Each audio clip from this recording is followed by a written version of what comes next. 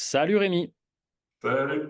Salut, tu travailles à la CFDT, tu t'occupes plus particulièrement de la branche, alors c'est peut-être pas le bon terme la branche, mais de la fédération, voilà, la fédération qui s'occupe du sport. Est-ce que tu peux, en quelques mots, te présenter et puis expliquer ton rôle au sein d'une organisation syndicale? Et puis après, je te poserai la question de, évidemment, à quoi sert un syndicat pour nous éclairer sur ses actions et son utilité dans la société. Alors moi du coup je suis Rémi Lourdet, je suis secrétaire national en charge notamment de la branche du sport, donc pour la Fédération Communication Conseil Culture, Mhm. qui est une fédération professionnelle qui regroupe la communication, ça va être tout ce qui est télécom, poste, conseil, on va avoir tout ce qui est bureau d'études, expert comptable, et culture, on va l'avoir dans la globalité, donc c'est pour ça qu'on met le sport dans la culture en termes d'éducation populaire. Et donc on va voir les médias, on va voir le spectacle vivant, l'animation et donc le sport. D'accord. Le sport, ça représente combien d'adhérents? Et je crois que du coup, la fédération est la plus grosse fédération ou le plus grand représentant des salariés dans le sport, il me semble. Alors oui, enfin c'est pas en termes d'adhérents, on va dire, mais en termes de voix aux élections professionnelles, ça fait deux mandatures où on est majoritaire à la CFDT au D'accord. niveau de la branche professionnelle, donc c'est au niveau de toutes les élections qui ont eu lieu pendant 4 ans, au niveau de la convention collective et également aussi avec les élections TPE. D'accord. Donc on OK. a dépassé, ça fait 2 fois où on dépasse les 50% en termes de représentativité, ce qui fait nous l'interlocuteur principal face aux employeurs pour négocier la convention collective.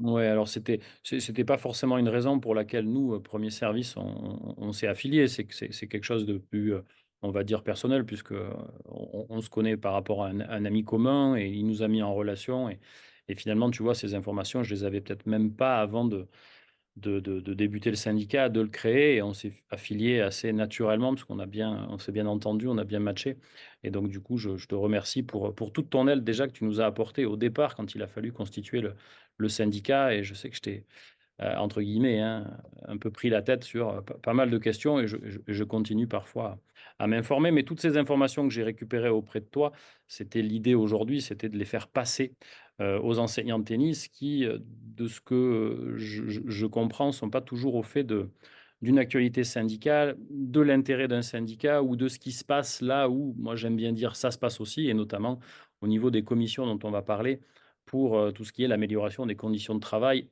des éducateurs sportifs et donc forcément des enseignants de tennis. Est-ce que tu peux nous du coup nous dire, quelle est ta alors pas ta définition d'un syndicat, mais de son utilité, de pourquoi ça a été, créé et pourquoi c'est important aujourd'hui et notamment dans la branche sport? À la base du syndicalisme, c'est de défendre les intérêts des salariés. Mmh.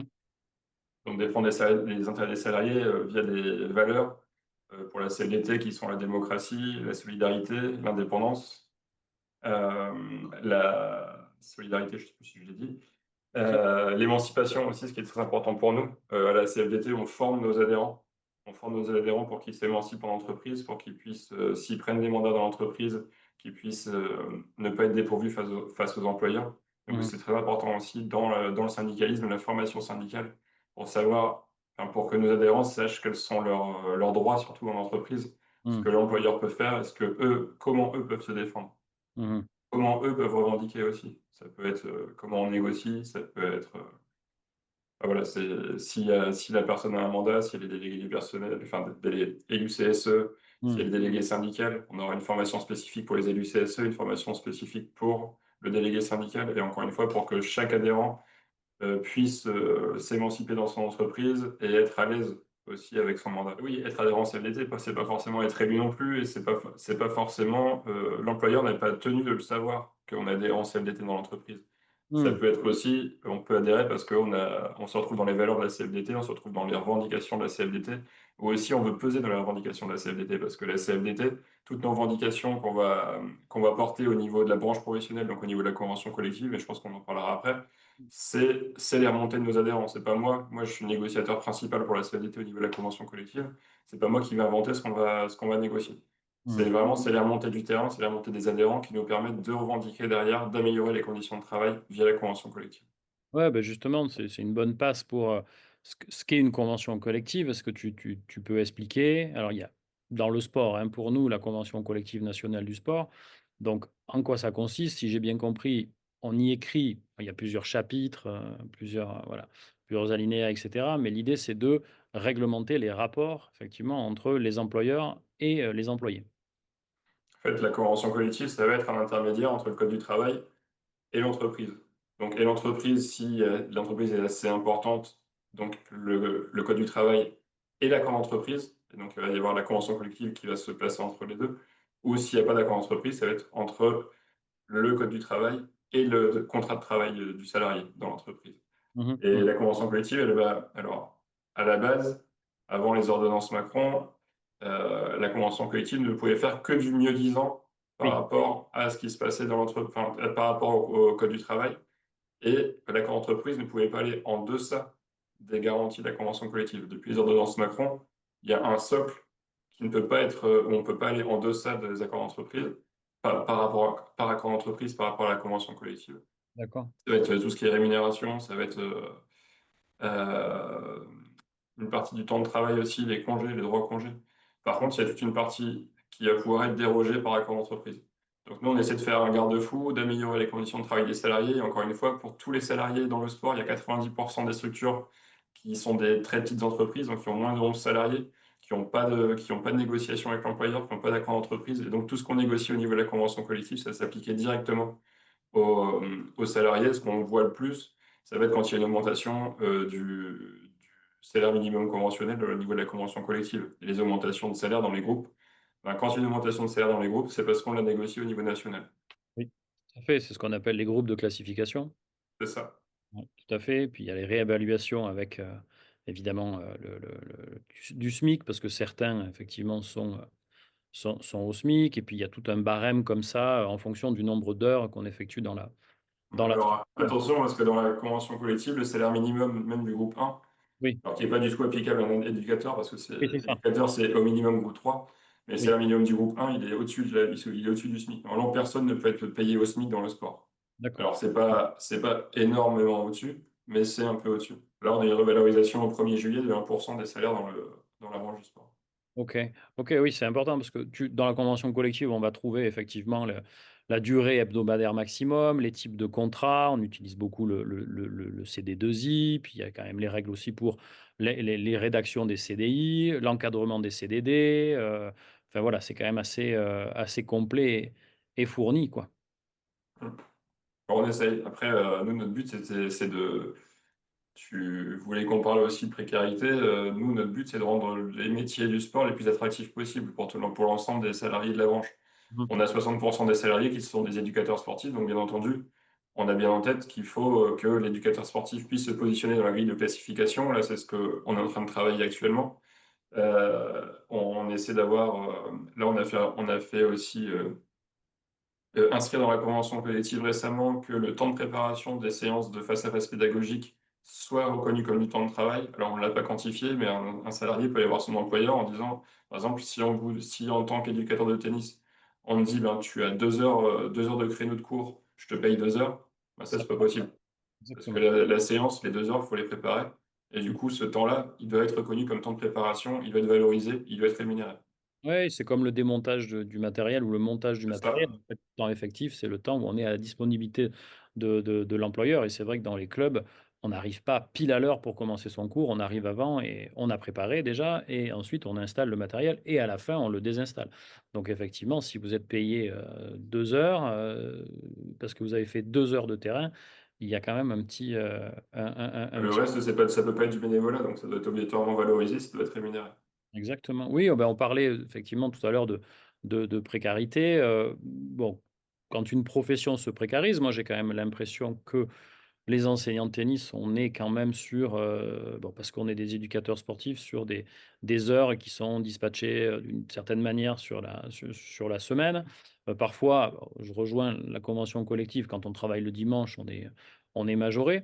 Mais est-ce que tu penses que c'est une, profession alors évidemment que tu négocies pour que ça ne soit pas le cas, mais est-ce que tu observes toi une précarisation et qu'est-ce que toi tu appelles une précarisation? Et sur quels critères tu te bases? On ne parle pas seulement d'argent, hein, forcément, hein. Après, on parlait de précarisation. Enfin, on peut pas dire que que le métier se précarise. ça va être une situation donnée qui va donner une impression de précarité. D'accord. C'est parce qu'on ne peut pas comparer en fait un éducateur de tennis qui est dans un très gros club, qui était dans un très gros club omnisport, qui va faire aussi un peu d'administratif à côté et qui va avoir des créneaux, je sais pas citer le nom, hein, mais si c'est une structure privée avec des cours qui vont être donnés tout le long de la semaine, celui-là en fait on pourra pas, s'il est à temps plein, si Exactement. lui on va pas pouvoir dire qu'il a un travail précaire. Enfin après il faut voir les conditions de travail, mais encore une fois il sera moins précaire qu'une personne qui n'a que 5 heures de cours par semaine parce que les créneaux sont comme ça et parce qu'il va faire par exemple que le mercredi après-midi, un point c'est tout, ou alors il va faire 3 soirs par semaine. Et donc là, on va pouvoir parler de précarisation parce qu'il ne pourrait pas vivre de son métier. Et obligatoirement, ça sera un emploi annexe et donc il va devoir avoir un autre métier à côté où il va Mhm. devoir aller donner des cours dans un autre club. C'est plus compliqué aussi avec la rivalité. Mhm. Et donc la précarisation, c'est aussi comment, je vais plutôt retourner la chose, c'est nous, notre but, c'est de rendre un métier attractif. Et c'est là, en fait, où si on rend le métier attractif, on va lutter contre la précarisation. Mais encore une fois, nous, les représentants de salariés, on milite pour des choses. Après, on a des employeurs en face qui nous retorquent des réalités économiques. On a les budgets des collectivités qui sont en baisse, donc potentiellement des subventions pour les associations sportives qui sont en baisse. On a des crédits au sport aussi qui sont limités là de plus en plus. Oui, puis il y a eu le passeport, là, je crois, qui du coup Oui, serait. là aussi, on a aussi la communiqué récemment par rapport aux restrictions du pass au sport. Où pour nous, c'est aberrant en fait de le limiter aux 14-17 ans, alors en augmentant la subvention de 50 à 70 euros, mais ne plus l'accorder pour les 6-13 ans, alors que pour nous, c'est cette classe d'âge qu'il faut mettre au sport.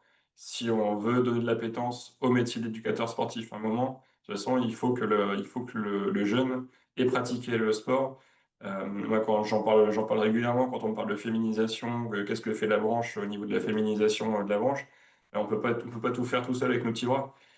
Nous, tout ce qu'on peut s'assurer dans la branche, c'est que les salaires soient les mêmes pour les hommes et pour les femmes, ça c'est normal, c'est l'égalité.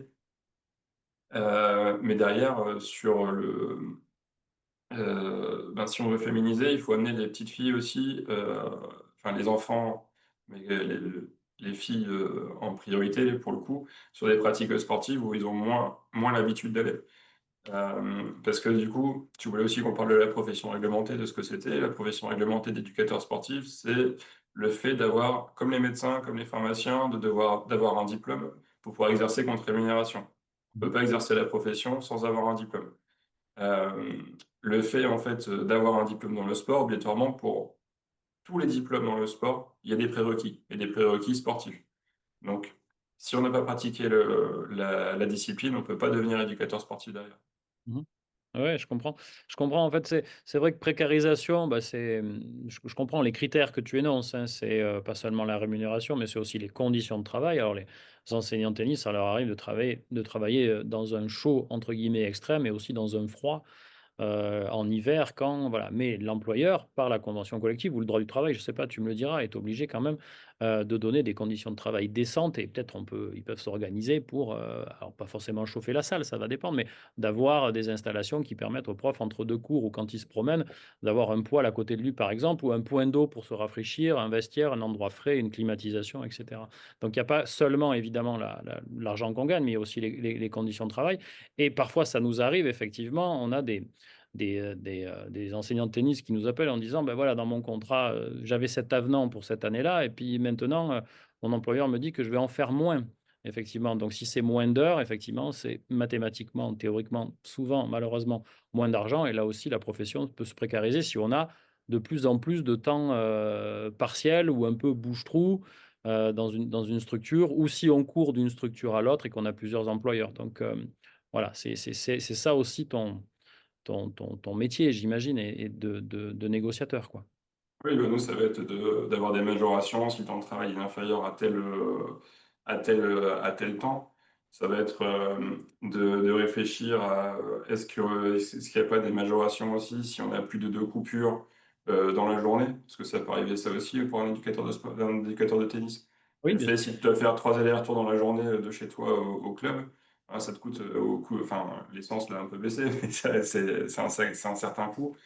et que on peut pas en venir à payer pour travailler. C'est le travail, c'est censé nous apporter une rémunération, on va pas perdre de l'argent pour travailler.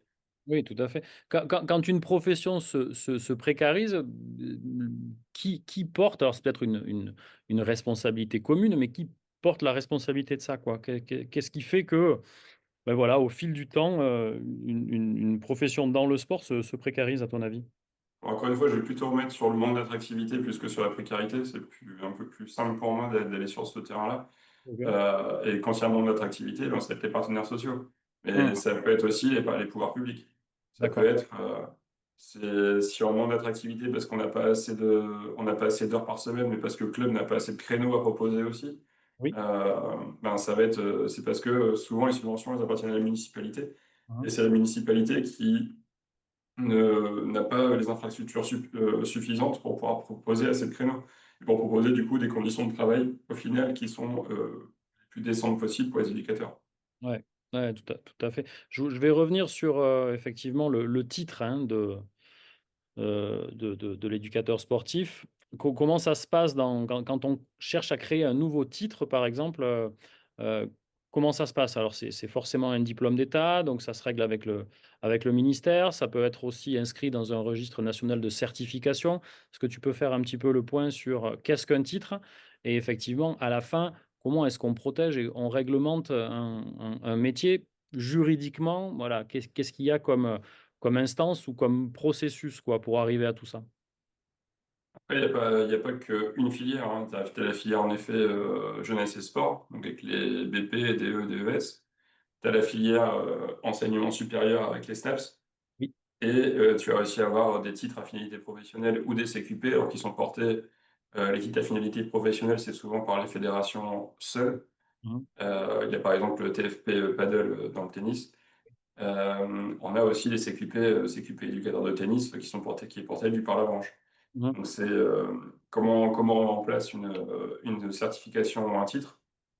C'est le ministère en fait va juste avoir un regard sur l'aspect sécuritaire du règlement. Donc il va regarder dans le règlement tout ce qui peut porter atteinte à la sécurité des pratiquants. D'accord, Parce que c'est le ministère des Sports et garant de la sécurité des pratiquants. tout à fait. Ensuite, donc il y a déjà une validation par les partenaires sociaux, donc employeurs et salariés dans la branche. Donc déjà, il faut une validation politique. Est-ce qu'on a l'envie de créer ce diplôme? Et du coup, il faut que le porteur de projet nous démontre qu'il y a un besoin d'emploi. Euh, donc ensuite, il y a la validation du ministère des Sports sur la vie sécuritaire. Et ensuite, il y a l'examen par France Compétences, qui est une commission qui va justement, comme tu en as parlé, décider si le diplôme peut être inscrit au registre national des certifications professionnelles. Et en sachant que pour pouvoir exercer contre rémunération le métier d'éducateur sportif, on est obligé, du coup, ça fait partie de la profession réglementée, le diplôme doit être obligatoirement inscrit au RNCP, donc au registre national des certifications professionnelles. Mmh mh. Donc enfin, on ne pourrait pas en fait créer un titre à finalité professionnelle ou un CQP qui ne soit pas validé par cette certification de France Compétences qui permet ensuite d'être inscrit au RNCP. Ouais. OK, c'est plusieurs acteurs qui travaillent ensemble et puis il y a une espèce de Et en fait, la première fois qu'on veut inscrire un diplôme, on doit prouver un besoin, mais on n'a pas d'études de cohorte à donner, parce que du coup, comme c'est une profession réglementée, on ne peut pas avoir le diplôme, et on ne peut pas avoir des gens qui travaillent avec le diplôme en amont de la certification, donc on a une dérogation. mmh, Par contre, on doit faire une enquête sur nos premiers certifiés à 6 mois et à 2 ans, et cette enquête en fait doit démontrer le temps de travail des éducateurs, enfin, des titulaires du diplôme, à 6 mois et à 2 ans, est-ce qu'ils sont dans l'emploi principal qui est visé par le diplôme? Donc il y a toutes les justifications à donner. On ne peut pas inscrire comme ça un titre ou un CQP. On ne peut pas non plus le renouveler comme ça. Il faut vraiment qu'on montre palle blanche et qu'on oui, montre qu'il y a un vrai intérêt à ce diplôme. OK. OK, bah, j'avais une dernière question. Toi, finalement, les problématiques que tu traites le plus, j'ai envie de dire quotidiennement ou depuis que tu es à la CFDT, dans le sport, qu'est-ce que tu as vu? Sur quoi tu t'es engagé? Tu t'es battu, quoi? Alors sur les problématiques, je vais plutôt, enfin moi je suis en soutien, enfin tu le sais parce que du coup tu me poses Bon. Régulièrement, j'allais dire, mais surtout au début. Après, là, tu es beaucoup plus autonome. Mais moi, je suis vraiment en soutien des syndicats sur l'expertise de la convention collective. C'est plus les syndicats qui vont être, donc, comme premier service, qui vont être au contact des adhérents, qui vont prendre leurs questions, qui vont tâcher d'y répondre. Moi, ensuite, je vais être dans un second temps. C'est si le syndicat a besoin de mon expertise au niveau de la convention collective. Moi, je suis négociateur depuis 10 ans. Il vient me voir pour que je lui dise, est-ce que, tiens, on m'a donné ce contrat-là, il me paraît bizarre. Est-ce qu'il est conforme à la convention collective? Et là, c'est moi je vais répondre au syndicat, oui ou non.